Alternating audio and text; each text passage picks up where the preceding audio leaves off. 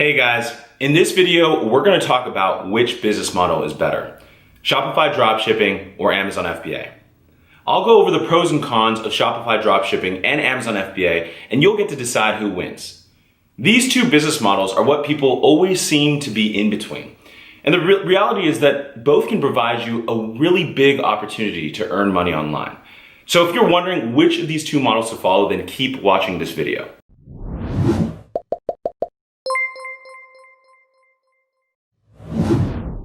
What's up guys? Welcome to today's e-commerce business model face-off. In case you're new here, I'm Nick Young of Seller Tradecraft. And I started dipping my toes into the e-commerce space about 4 years ago as a sideline project. And after just 6 months, I quit my job because my online sales had generated an income of 5 times more than my salary. That gave me the personal and financial freedom that I always craved, and it opened up the door for me to set up my own company and to be my own boss. So most of you watching this video are probably looking at how you can make a side hustle with an online business. And unless you've been living underneath a rock, I'm sure you've heard of the exciting opportunity that e-commerce offers. It's a crazy space right now. And I know this because a lot of people are always asking me, which of these two models are going to bring me the most profit? What's going to be the better choice? So before we get knee deep into this topic, I want you to first consider subscribing to this channel and hit the notification bell if you're interested in creating a passive income online. We'll be creating new content every single week to help you build your own profitable online business. Okay, so let's go ahead and dive back into our topic. So let me first give you an overview of how each of these business models works. And after this video, you're gonna understand what's the difference between the two. So let's first start with dropshipping. What is dropshipping? The dropshipping business model means that a seller, like let's say me or you, doesn't have to keep any inventory on hand, doesn't have to own any inventory, and only buys inventory whenever a sale is made. So essentially, a seller like myself would partner up with a supplier who manufactures and warehouses these products and ships them directly to the customer. This way, there's no need for a seller like myself to own or rent a warehouse to store the products. So I actually don't own the product at all if I were to dropship. The transaction happens only when a sale is made. So let's go ahead and walk through how the dropshipping model works step by step. Step number 1, you create a Shopify store to be your own online storefront, an e-commerce shopping platform. Step 2, you drive traffic from various sources, offline traffic like Facebook and Instagram ads, to your storefront. Step 3, you get the customer to place an order and they pay for it. Step 4, you then forward that order to the supplier with customer details. And step 5, your supplier ships the order directly to the customer for you. This is all done without ever seeing, owning, or touching the products.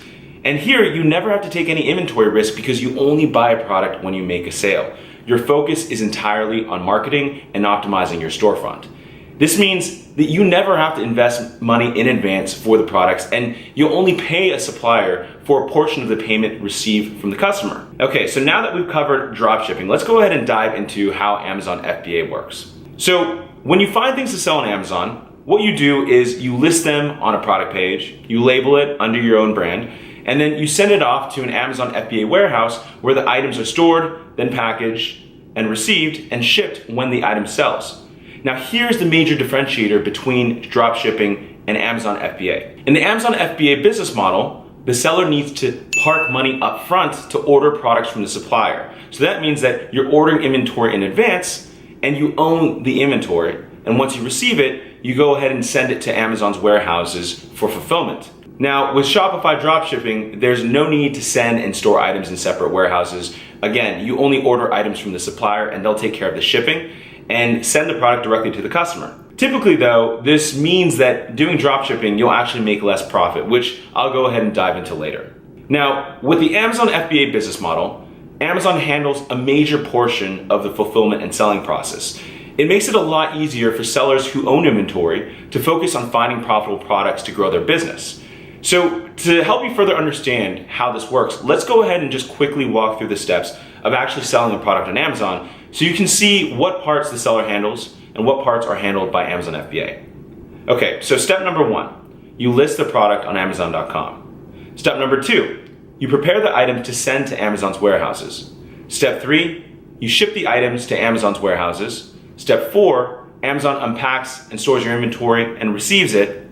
Step 5, Amazon shows up, your product shows up as available on Amazon.com. Step 6, a buyer from Amazon, right? A buyer who goes to the Amazon website, places the order on Amazon. And step 7, Amazon warehouse workers find your product and ship it to the customer.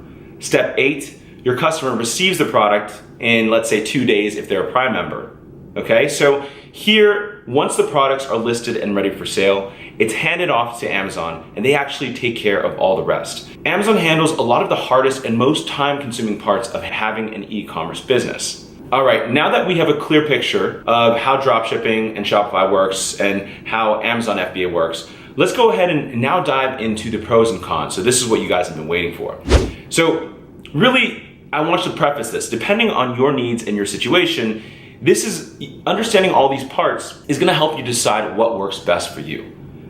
So let's first start off by talking about startup costs. With Shopify dropshipping, the most appealing advantage of this model is that there is a lower startup cost. There's really virtually no upfront cost for the product itself because you're only buying it from the supplier when a sale is made. So it's all on an as-needed basis. So you don't need to pay for storage fees or anything like that. So after finding a dropshipping supplier, all you need to do is actually set up a Shopify website, which costs about $29 a month, and have enough money to do advertising. Because remember, you have to drive all the traffic to the website yourself. So this actually brings us to one of the major cons of doing Shopify dropshipping, because you'll be using advertising from external sites to bring traffic to your store. Now, at the very least, your budget will probably range from $500 to $1,000 a month, but it'll definitely scale up and up as you are driving more and more traffic. And this is all spent on marketing and ads. And with the Shopify model, you'll be doing tests. You'll probably run through at least 20 products before you find one that'll be a winning product for your web store. So in reality, you could probably spend a lot of time and money doing a trial and error on products that may or may not work. And it could take a longer time depending on your level of experience with advertising. Now, let's go ahead and dive into costs for Amazon FBA. So if you're doing private label on FBA, you can actually take advantage of the traffic that Amazon generates to their own storefront, to their own marketplace. So it's actually, if you don't know already, the most visited e-commerce site in the world today.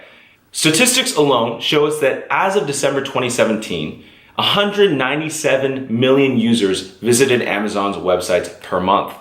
So with that huge number of traffic, you really don't have to do as much paid external advertising on Amazon as you do for Shopify running Facebook ads. Okay, but since there's competition on Amazon, Amazon actually has an internal PPC system